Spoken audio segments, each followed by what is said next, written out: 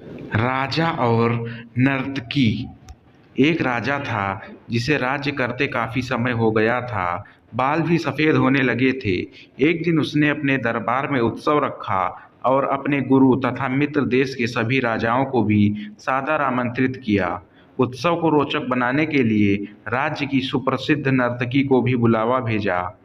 राजा ने कुछ स्वर्ण मुद्राएं अपने गुरु को दी ताकि नर्तकी के अच्छे गीत नृत्य पर वे उसे पुरस्कृत कर सकें। सारी रात नृत्य चलता रहा। सुबह होने वाली थी। नर्तकी ने देखा कि मेरा तबले वाला ऊँघ रहा है। उसको जगाने के लिए नर्तकी ने एक दोहा पढ़ा।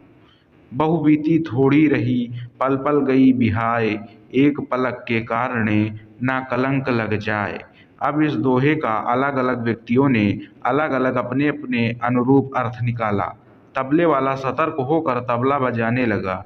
जब ये बात गुरु ने सुनी तो उन्होंने सारी मोहरें उस मुजरा करने वाली को दे दी। वही दोहा उसने फिर से पढ़ा तो राजा की लड़की ने अपना नौलखा हार उसे दे दिया। उसने फिर वही दोहा दोहराया तो राजा के लड़के ने अपना मुकुट उतार कर दे दिया। वही दोहा वह बार बार दोहराने लगी। राजा ने कहा, बस कर, तुमने एक वेश्या होकर इस दोहे से सबको लूट लिया है। यह बात जब राजा के गुरु ने सुनी तो गुरु के नेत्रों में पानी आ गया और कहने लगा, राजा तू इसको वेश्या ना कहे, अब ये मेरी गुरु है। इसने मेरी आंखें खोल दी कि मैं सारी उम्र जंगलों में भक्ति करता रहा और आखिरी समय में मुजरा देखकर अपनी साधना नष्ट करने आ गया हूँ। भाई मैं तो चला। राजा की लड़की ने कहा, आप मेरी शादी नहीं कर रहे थे। आज मैंने आपके महावत के साथ भागकर अपना जीवन बर्बाद कर लेना था। इसने मुझे सुमति दी है कि कभी तो तेरी शादी होगी। क्यों अपने पिता को कलंकित करती है? राजा के लड़के ने कहा, आप मुझे राज नहीं दे रहे थे। मैंने आपके सिपाहियों के साथ मिलकर आपका कत्ल करवा देना था। इसने समझाया कि आखिर राज तो तुम्हें ही मिलना है। क्यों अपने पिता का खून का कलंक अपने सिर लेते हो?